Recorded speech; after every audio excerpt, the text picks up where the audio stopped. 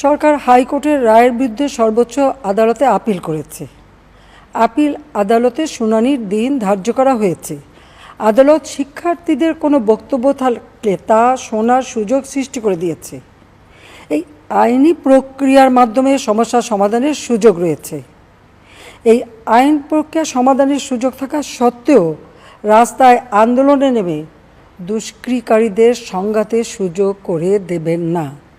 সর্বোচ্চ আদালতের রায় আসা পর্যন্ত ধৈর্য ধরে অপেক্ষা করার জন্য আমি সকলকে বিশেষভাবে অনুরোধ জানাচ্ছি। আমার বিশ্বাস আমাদের ছাত্র সমাজ উচ্চ আদালত থেকে ন্যায় বিচারই পাবে, তাদের হতাশ হতে হবে না। ইনশাল্লাহ মুক্তিযুদ্ধের চেতনায় আমাদের প্রিয় মাতৃভূমিকে সকলের সহযোগিতায় স্মার্ট বাংলাদেশ হিসেবে গড়ে তুলব। আমি আবারও এই অনাকাঙ্ক্ষিত ঘটনায় যারা নিহত হয়েছেন তাদের জন্য গভীর দুঃখ প্রকাশ করছি এবং পরিবারের সদস্যদের প্রতি আমার সমবেদনা জানাচ্ছি। খোদা হাফেজ। জয় বাংলা, জয় বঙ্গবন্ধু, বাংলাদেশ চিরজীবী হোক।